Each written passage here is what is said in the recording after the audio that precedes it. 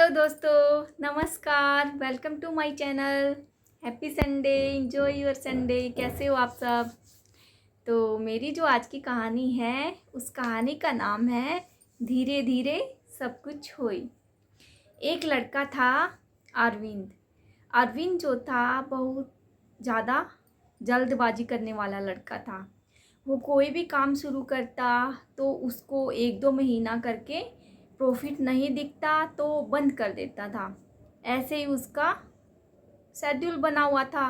वो जल्दबाजी में कोई भी बिजनेस जितनी शुरुआत करने में जल्दबाजी करता उतनी उसको बंद करने में करता, और हर बार कोई ना कोई बहाना बनाकर बंद कर देता था, क्योंकि उसका जो पेशेंस लेवल था वो बिल्कुल डाउन था। जब भी उनके पेरेंट्स पूछते कि बेटा क्या हुआ, वो आपने क्यों बंद कर दिया, तो वो कोई ना कोई फेंड बट करके वो उनको कन्विंस कर लेता और वो बंद कर देता। अरविंद के पेरेंट्स भी सोचते थे कि हाँ, उनका बेटा सही कह रहा, लेकिन वो उनके बेटे की इस हरकत से बहुत परेशान थे। इससे टाइम भी खराब हुए जा रहा था और पैसा भी। तो उसके माता पिता इस बात से बहुत परेशान रहते थे। एक दिन उसके माता पिता ने सुना कि पास के गांव में ही एक जो आश्रम था उसमें कोई सिद्ध महात्मा रहने आए हैं। वो सिद्ध महात्मा लोगों को सत्संग सुनाते हैं और उनकी जो प्रॉब्लम्स हैं उनका सॉल्यूशन भी देते हैं। तो बस उन्होंने बिना टाइम गुआए एक दिन वो पहुँचे अरविंद को लेकर महात्मा के पास, और महात्मा को अपनी सारी बातें बता दी। महात्मा जी ने बिल्कुल धैर्यपूर्वक उनकी बातें सुनी, और अगले दिन बिल्कुल भोर में सुबह सुबह अरविंद को बुलाया। अरविंद ने भी सोचा कि कुछ नहीं होता, एक दिन की तो बात है, चला जाता हूँ। और वो माता पिता के रिगार्ड्स रखते हुए भी उसको जाना पड़ा। तो वो एक दिन पहुँच गया भोर में सुबह सुबह महात्मा के पास। महात्मा जी उसको लेके पार्क की में टहल रहे थे, उनसे इधर उधर की बातें कर रहे थे। ऐसे ही पूछ रहे थे तुम क्या करते हो, कैसे करते हो। तो ऐसे आगे बढ़ते बढ़ते महात्मा ने पूछा, हाँ बेटा बताओ तुम्हारा सबसे फेवरेट फल कौन सा है। तो अरविंद ने झट से बोला, महाराज आम मुझे बहुत पसंद है। तो महाराज ने कहा कि आप जाओ, अंदर जो बोरे है बोरे में गुठलियाँ रखी है, वो जाओ कुछ गुठलियाँ उसमें से ले आओ और आके मिट्टी में गाड़ दो। अब अरविंद ने ऐसा ही किया, बोरे में से कुछ गुठलियाँ लेके आए और आके मिट्टी में दबा दी। तो फिर वो थोड़ी दूर आगे टहलने लग गए। तो महात्मा ने बोला कि अरविंद जाओ देख के आओ कि उन गुठलियों में से आम लगे क्या।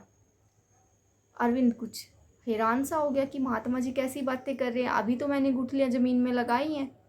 तो फिर भी महात्मा का जो आदेश था, उन्होंने कहा कि उन्होंने देखा कि नहीं महाराज कुछ नहीं है, ये तो अभी लगाई है गुठलियाँ ही हैं। तो कह रहा है ठीक है, इसको दोबारा से लगा दो। उन्होंने उसके ऊपर मिट्टी ढक के वो कवर कर दिया। तो महात्मा जी उसको लेकर अंदर आश्रम में आ गए। अब 1-2 घंटा बीता था, फिर महात्मा जी बोले कि अरविंद देख के आना बाहर उन गुठलियों में कुछ आम लगे क्या। अरविंद को बड़ा गुस्सा आ रहा था, बस वो दांत पीसे जा रहा था लेकिन बोल कुछ नहीं पा रहा था। वो आया और उसने देखा कि कुछ नहीं लगा। अंदर आके फिर महात्मा को बोलता है कि महाराज कुछ नहीं लगा। तो फिर महाराज कहते हैं आप ऐसा करो, उन गुठलियों को किसी और जगह लगा दो। उसका कोई बस नहीं चल रहा था पर वो किए जा रहा था। तो उसने आके उन गुठलियों को वहाँ से निकाल कर कहीं और लगा दिया। तो फिर वो अंदर आ गया। अगले दिन फिर वो सुबह आया तो महाराज ने कहा कि अरविंद जाओ इन गुठलियों को देखो एक बार, इनमें से आम लगे क्या। तो अरविंद ने कहा कि नहीं महाराज अभी नहीं आम लगे। तो महात्मा ने कहा कि आप ऐसा करो, गुठलियाँ ही बदल दो, गुठलियाँ और उस बोरे में से और गुठलियाँ लाके और कहीं लगा दो। तो अब तो जो अरविंद है उनका पेशेंस लेवल बिल्कुल ख़त्म हो चुका था।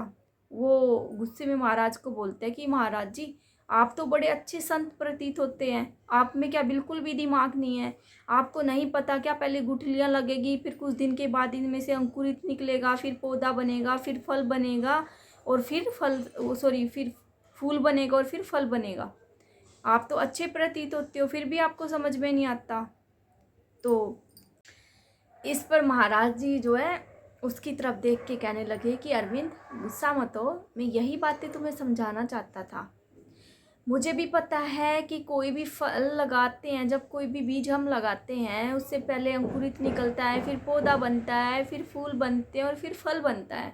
और इसमें बहुत सारा टाइम चाहिए होता है और हमारी पूरी शक्ति भी चाहिए होती है। पौधा लगा रहे हैं तो खोदना, पीटना, उसको सब कुछ गुड़ाना, सब कुछ ये चाहिए होता है। प्रॉपर भरपूर मात्रा में पानी, धूप, एवरीथिंग उसको चाहिए होता है। और जो यही गलती तुम जीवन में कर रहे हो अरविंद। तुम अपने कोई भी काम है, काम को शुरू करते हो, थोड़ी बहुत मेहनत भी करते हो अच्छे से, लेकिन तुम उसको भरपूर टाइम नहीं दे पा रहे हो ना। तुम उसको जैसे आम की गुठली को आम लगने तक का इतना टाइम चाहिए, तुम अपने किसी भी बिजनेस को टाइम नहीं दे पा रहे हो। तुम सोचते हो कि झट से प्रॉफिट निकल जाए, जैसे मैं सोच रहा था कि झट से आम लग जाए। तो यही गलती तुम जीवन में कर रहे हो। तुम मेहनत भी करते हो, अपने एफर्ट भी डालते हो, लेकिन तुम अपना टाइम और पैसे दोनों बर्बाद कर रहे हो, सिवाय इसमें कि तुम पेशेंस नहीं रख पा रहे हो। किसी भी काम को करने के लिए हमारी पूरी एनर्जी, पूरी ताकत और थोड़ा टाइम ज़रूर चाहिए, तभी वो बिज़नेस फले फूलेगा और कारोबार बढ़ेगा।